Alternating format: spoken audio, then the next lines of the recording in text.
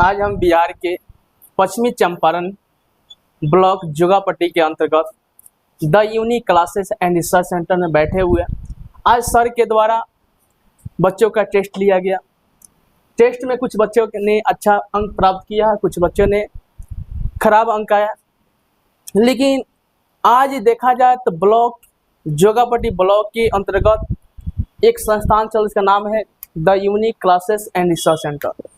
यानी उस संस्थान के सबसे अच्छे टीचर आर के कुशवाहा के साथ हम बैठे हुए हैं, उनसे कुछ सवाल करने वाले। सर, आप मेरे सवाल का जवाब दीजिएगा। हाँ बिल्कुल। क्या आप हर साल पश्चिमी चंपारण में जिला टॉप रिजल्ट देते हैं? जिला टॉप रिजल्ट है। आज हमने टेस्ट देखा है, टेस्ट में बच्चों का बहुत कम नंबर आया। क्या इस कम नंबर का उद्देश्य बता सकते हैं कि उद्देश्य क्यों है, यानी कम नंबर क्यों आए? एक्चुअली क्या है कि ये टेस्ट सीरीज का मेरा ये शायद 5वां या 6ठा टेस्ट सीरीज है। ऐसे हमारा जो कोऑर्डिनेटर है उससे हम पूछेंगे कि कौन सा टेस्ट सीरीज है जो ये सभी टैबलेटिंग करता है। लेकिन टेस्ट सीरीज ये 5वां है। इंग्लिश टेस्ट सीरीज में ये पहला टेस्ट हुआ है इंग्लिश के लिए। इससे पहले हिंदी का, पॉलिटिकल का, ज्योग्राफी का और हिस्ट्री का हो चुका है। इंग्लिश का ये पहला है टेस्ट सीरीज। ऐसे हम एक साल का टेस्ट जो है पहले ही हम बच्चों को रूटीन दे देते हैं ताकि उनको ज्ञात रहे कि हाँ हमें कब टेस्ट देना है, किस सब्जेक्ट का देना है। उसमें यह भी मेंशन रहता है कि ऑब्जेक्टिव या सब्जेक्टिव या बोथ, मतलब दोनों हो। तो इस टेस्ट सीरीज में हमने सिर्फ ऑब्जेक्टिव क्वेश्चन मात्र 40 नंबर के दिए थे। 40 नंबर के लिए टेस्ट हमने रखा था टेस्ट सीरीज में, 40 नंबर, 40 नंबर का। और इसके लिए हमने टाइम भी दिया था 40 मिनट का। 40 नंबर का सवाल है, टाइम हाँ। 40 मिनट। बहुत अच्छा। तो 40 मिनट में 40 क्वेश्चन बनाने हैं। 1 नंबर के लिए एक क्वेश्चन था और समय सीमा के अंदर ही ये सभी प्रश्न हमें ले लेना था, प्रश्न पत्र सब जमा करा लेना था। और उसके बाद में जब हमने मार्क्स निकाला सबका, तो आपके सामने यहाँ पर पैनल पर दिख रहा है कि किस बच्चे का अंशिका कुमारी, इसका 38 नंबर है। और सबसे कम एक बच्चा है, इसका नाम है पूजा कुमारी, जिसका 16 नंबर है। क्या इस बच्चे का आप क्या राय देना चाहते हैं, क्या सजा करना चाहते हैं, क्या अनुभव बता सकते हैं इस बच्चों को कैसे? एक्चुअली जो इसमें सबसे टॉप पर जो है ना, यहाँ अंशिका है, यहाँ जो देख रहे हैं जी जी, यहाँ जो अंशिका है, ये आज के टेस्ट सीरीज में ये टॉप पर है। उसके बाद यहाँ पर अफरीना दिख रही है, अफरीना है 37 गुलना, ऐसे 37 की संख्या तो कुछ ज़्यादा ही दिख रहा है। और इसमें यहाँ पर रूपा भी है, रूपा 37। तो इसमें जो अगर देखें, इसमें यहाँ पर रूपा देखिए, ये 37 स्टेज में, तो यहाँ पर ये रूपा 37 की संख्या कुछ ज़्यादा ही दिख रहा है, 37-36 का। हाँ, 37 संख्या ज़्यादा है, 36 का ज़्यादा है। ये सब, हालांकि ये सब पढ़ने में ठीक है।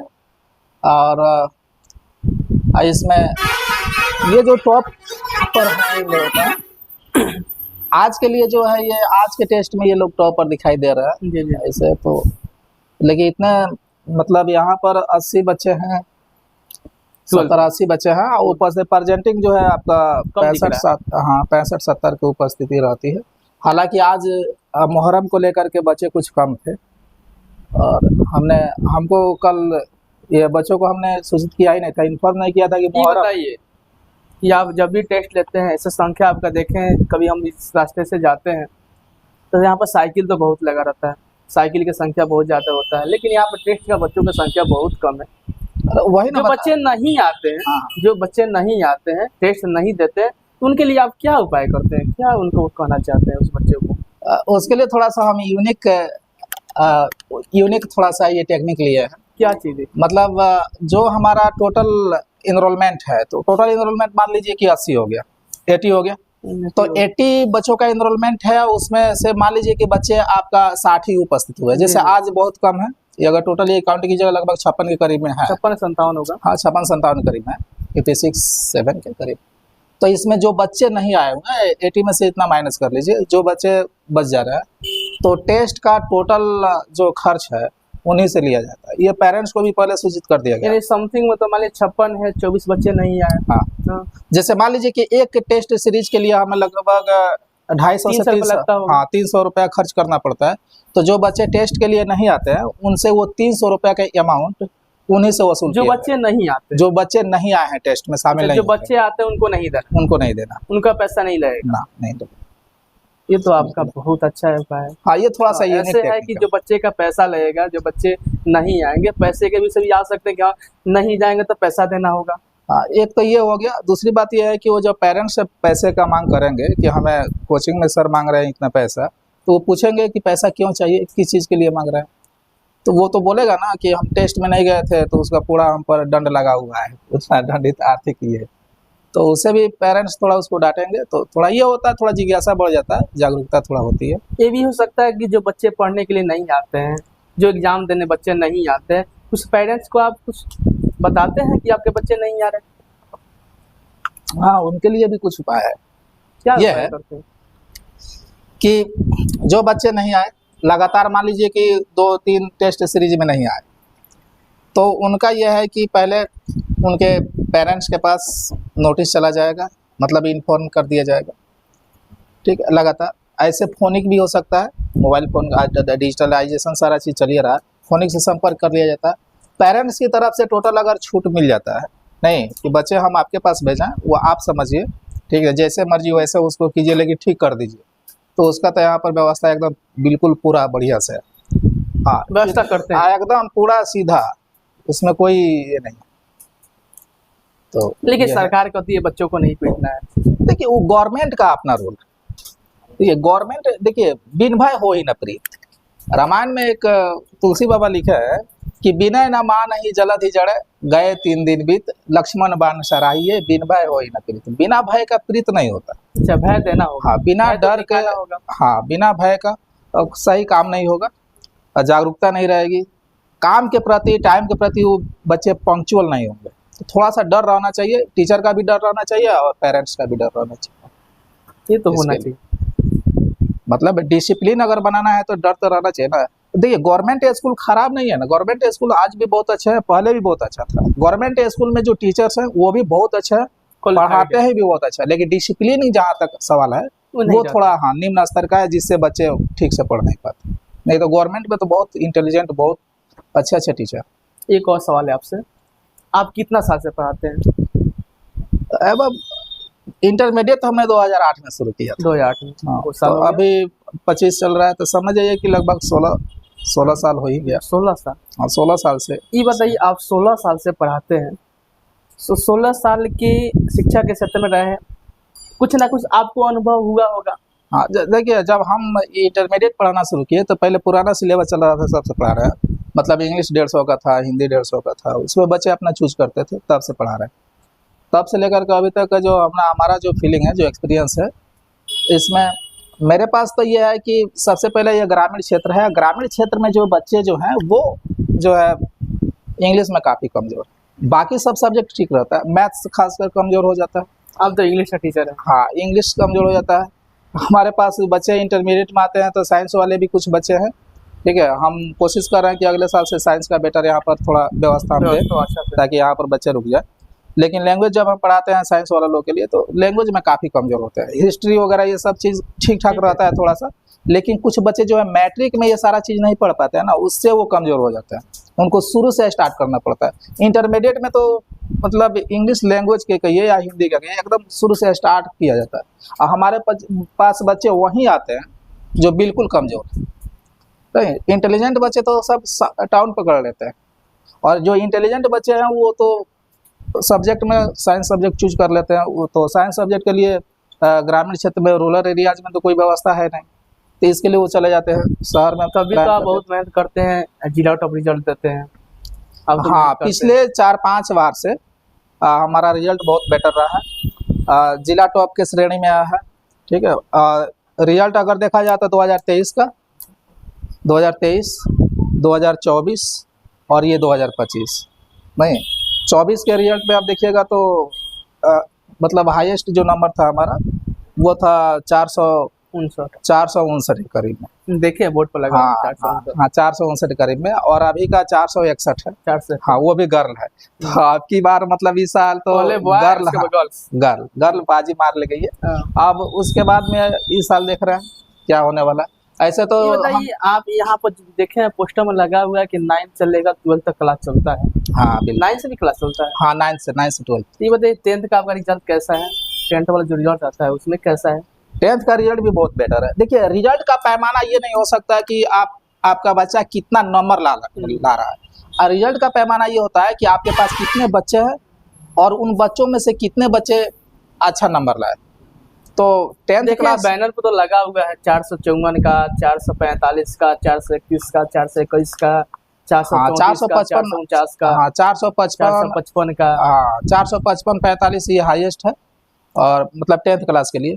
लेकिन हमारे यहाँ ये सबसे अच्छी बात यह है कि हमारे पास जो बच्चे थे लगभग 45 से 50 बच्चे थे 10th क्लास में, कोई बच्चा फेल नहीं किया, पहली बात। दूसरी बात, उसमें सेकेंड डिवीजन का बहुत कम संख्या था, ज़्यादातर बच्चे फर्स्ट किए और 350 प्लस किए।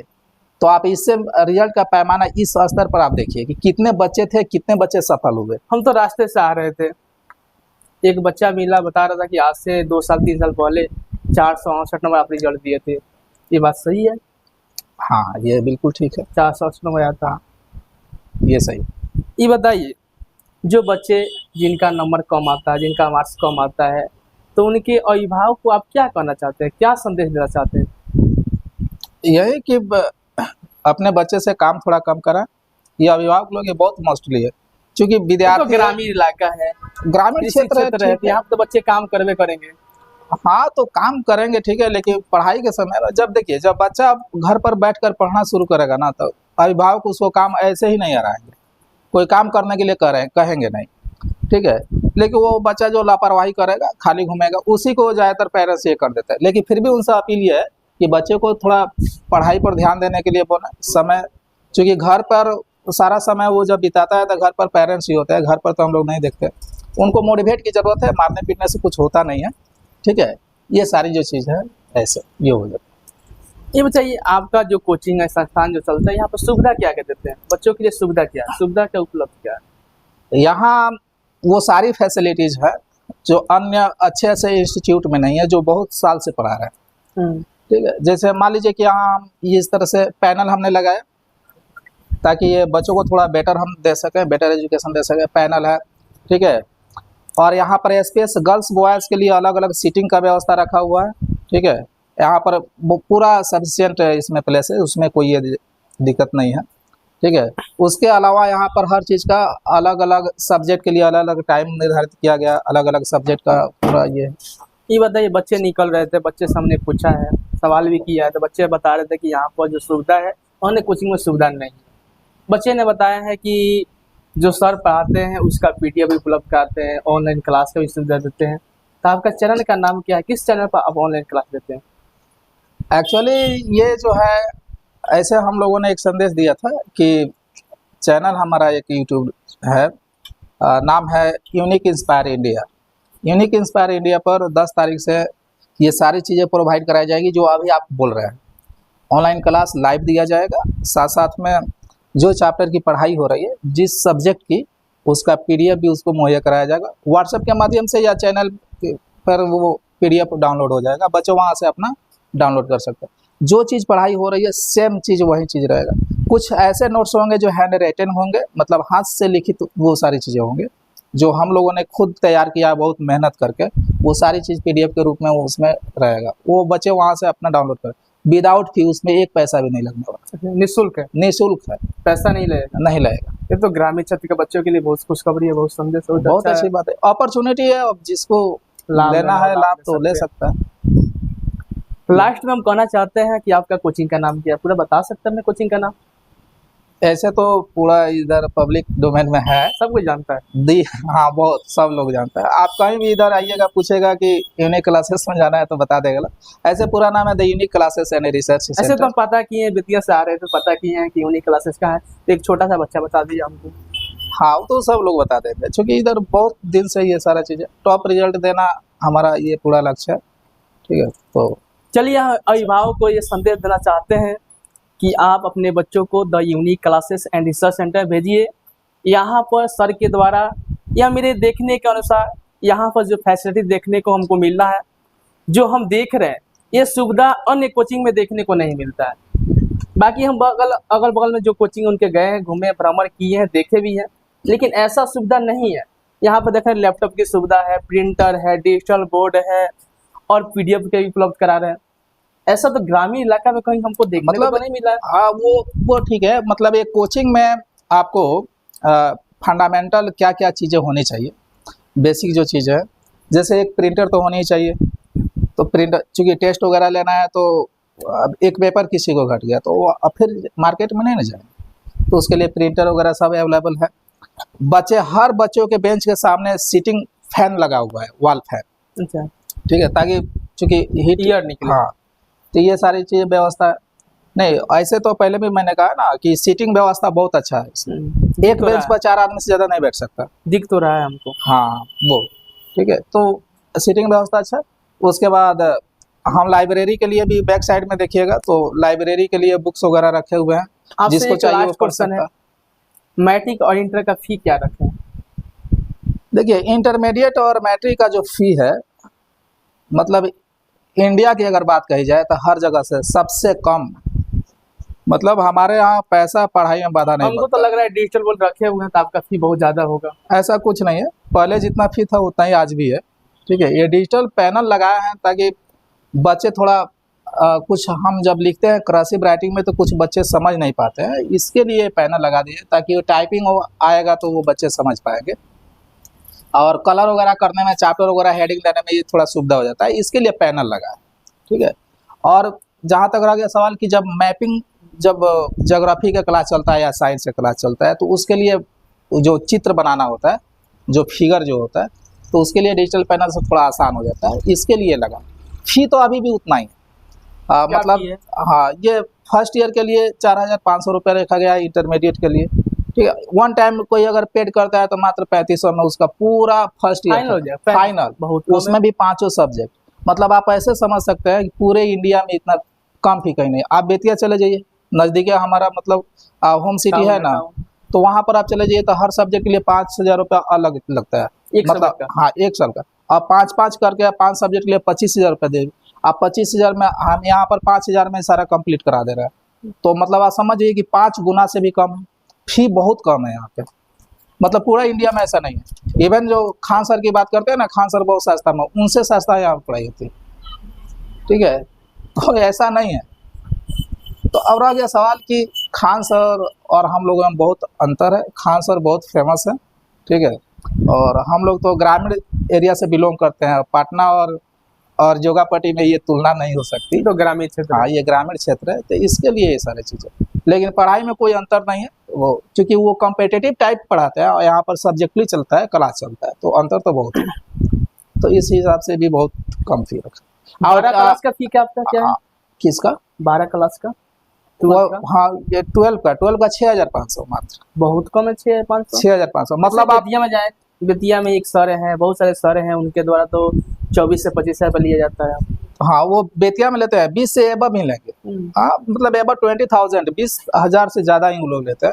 लेकिन यहाँ पर 6,000 के करीब में ही पूरा फाइनल हो जाता है। कुछ बच्चे तो ऐसे हैं कि 6,000 भी नहीं दे पाते हैं, कहते हैं कि सर नहीं, हम 5,000 घर पर लोग कह रहे हैं। हमने कहा कि ठीक है, हो जाएगा। मैट्रिक का क्या उतना? अब मैट्रिक का भी 5,000। सब्जेक्ट तो उसमें कम कर सकते हैं 5,000 में। हाँ, बिल्कुल कम। वन टाइम अगर कोई पेड करता है तो 4,000 में भी हो सकता है। ऑल सब्जेक्ट बहुत अच्छा है। इतना अमाउंट तो पूरा इंडिया में कहीं नहीं मिलेगा। ठीक है, तो ये बहुत आसान। चलिए, मेरे चैनल के माध्यम से जितना भी श्रोता सुन रहे हैं, मेरा भी सब्सक्राइबर, जितना भी मेरा श्रोता है, जितना भी व्यूअर्स है, सबको यह संदेश देना चाहते हैं कि आप अपने बच्चों को बिहार क्षेत्र के पश्चिमी चंपारण जोगापट्टी ब्लॉक के the unique classes and research centre में आप भेजिए। और मेरे देखने के अनुसार जो यहाँ पर सुविधा मिल रहा है वो सुविधा कहीं नहीं है। आप अपने बच्चों को भेजिए और सबसे कम फी में अपने बच्चों को पढ़ा सकते हैं the unique classes and research centre में। जय हिंद, जय भारत। ठीक है, वो उसको ओके, थैंक यू।